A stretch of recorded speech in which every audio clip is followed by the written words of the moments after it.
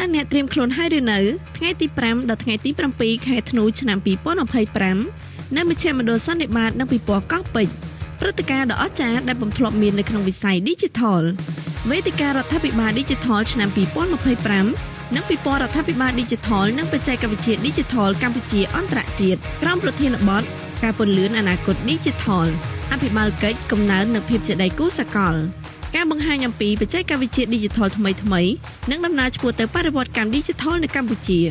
រួមជាមួយព្រឹត្តិការណ៍ធំៗថ្នាក់ជាតិនិងអន្តរជាតិដែលចូលរួមពីថ្នាក់ដឹកនាំជាតិនិងអន្តរជាតិបុគ្គលល្បីៗនិងមានជំនាញខ្ពស់នៅក្នុងវិស័យ Digital